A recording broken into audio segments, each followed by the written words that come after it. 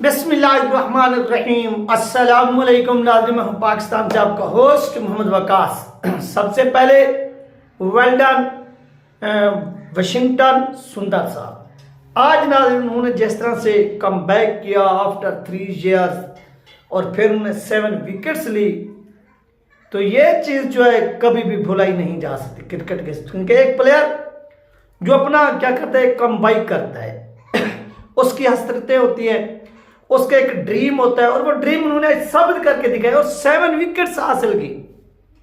ये कोई मामूली बात नहीं है कि एक प्लेयर जिससे आप फर्स्ट मैच नहीं खिलाते, सेकंड मैच खिलाते और सेकंड मैच के अंदर वो 7 विकेट्स हासिल करते हो फर्स्ट इनिंग्स के अंदर। अभी सेकंड इनिंग्स तो होनी है और इस तरह का कारनामा। और देखेंगे फिर उसको उसका अपना जो बॉस है, कौन सा बॉस, यानी उसका जो इस वक्त का हेड कोच है, आपको मालूम है कि नाज़रीन गौतम गंभीर साहब हो गए, वो खड़े होकर उनको सलाम पेश करते और प्लेयर्स भी।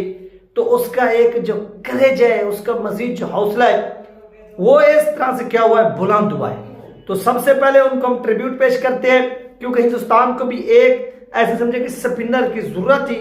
वो इस सूरत में जरूरत, क्योंकि इनके पास एक जडेजा मौजूद था, लेकिन जडेजा ऑलराउंडर, अगर इनके पास कोई स्पिनर मौजूद था वो ईश्वन था। तो ईश्वन की क्रिकेट का आपको मालूम है कि जो इख्तिताम है वो होने वाला है। वो बिल्कुल ऐसे समझे कि 1 साल या 2 साल मजीद क्रिकेट खेल सकते हैं। लेकिन ये यंग प्लेयर यानी वाशिंगटन सुंदर जो है, ये एक यंग प्लेयर, ये हिंदुस्तान की क्या थी, जरूरत थी। तो उन्होंने क्या किया कि आज उसको मौका दिया और फिर उसने उस मौके से भरपूर क्या किया, फायदा उठाया।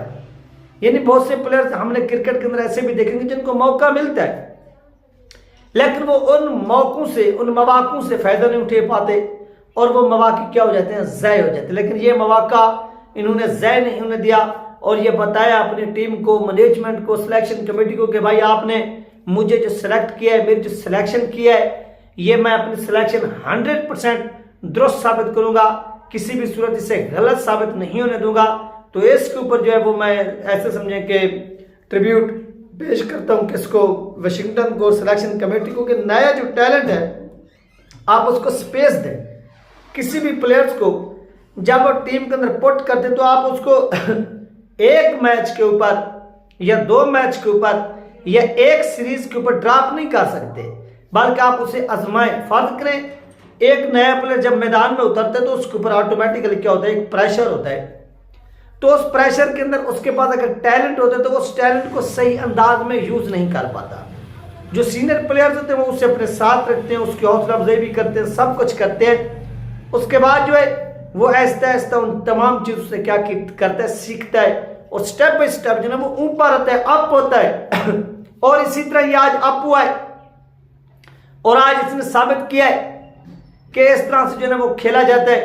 तो ये ऐसे समझे कि हिंदुस्तान के प्लेयर्स ने क्या किया, कमाल की जो है वो ऐसे समझे कि बॉलिंग की है और इस बॉलिंग ने सबको क्या किया, हैरान कर दिया कि वाकई ये प्लेयर जो है ये कोई चीज़ है और इसमें कोई शक नहीं, नो डाउट कि इसने आज कमाल की बॉलिंग की है। और इस बॉलिंग का जो क्रेडिट है वो इनकी पूरी की पूरी जो टीम मैनेजमेंट है उनको जाता है, सिलेक्शन कमेटी को जाता है। और इस तरह से खेल पेश करके कोई भी जो प्लेयर्स है वो अपनी कारकर्दगी को ऊपर ला सकता है, अपने मुखालफिन को शिकस्त दे सकता है, वो प्लेयर जो इनका रास्ता रोकते हैं।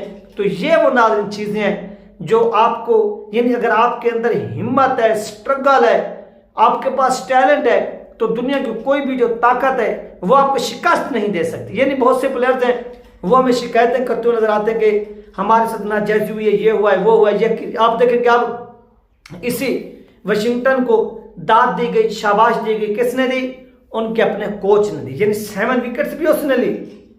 फिर कोच गौतम गंभीर साहब वो खड़े होकर उसको सलाम पेश कर रहे।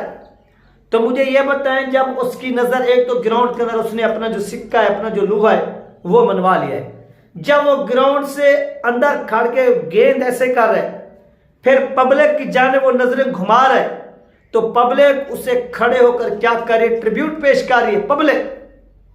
उसके बाद पब्लिक के बाद नाज़रीन क्या हो रहा है कि उसको उसका जो कोच है, जो उसका ड्रेसिंग रूम है, वहां पर खड़े होकर जो प्लेयर्स हैं वो दाद दे रहे हैं, वो शाबाश दे रहे हैं। तो ये चीजें जो किसी भी प्लेयर्स को करेज देती है, हिम्मत देती है, और आज इसके साथ ऐसा हुआ है।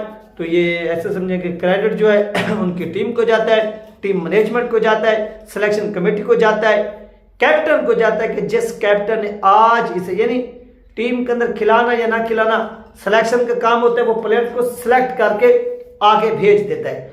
जो सिलेक्टर्स होते हैं उसके बाद जो कैप्टन होता है, कैप्टन की जिम्मेदारी होती है कि वो आगे प्लेयर्स को आने दे या ना आने दे। लेकिन यहाँ पर जो कैप्टन थे, कैप्टन को इस चीज़ का एहसास हुआ कि नहीं भाई, मौका देना चाहिए, यंग टैलेंट है, ये उम्मीदों पर पूरा उतरेगा, और वो आज उम्मीदों पर पूरा उतरा है। तो पाकिस्तान के अंदर आप देखेंगे यही पाकिस्तान के वो रेलू कट्टे, वो फटीचर जो प्लेयर्स थे, उनको इन्होंने मुसलसल टीम के अंदर डाला हुआ था। उनकी जो कारकर्दगी थी वो 0% सिफर थी।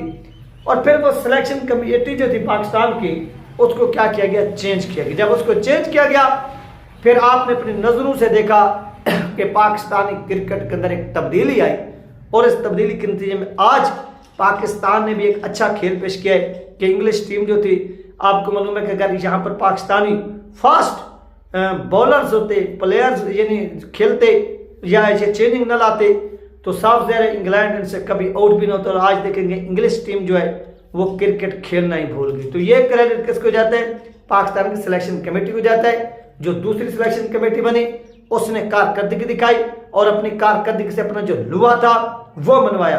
तो हम भी इसी बात का रोना रो रहे हैं कि पाकिस्तानी प्लेयर्स के पास बहुत टैलेंट है, लेकिन उस टैलेंट को यूज नहीं किया जा रहा, उन टैलेंट्स को ज़ाय किया जा रहा है, उनको मौके नहीं दिए जा रहे। उनको मौके देने चाहिए। जब वो मौके देंगे तो उन मौकों के ऊपर वो उनको कारकर्दगी भी दिखाएंगे।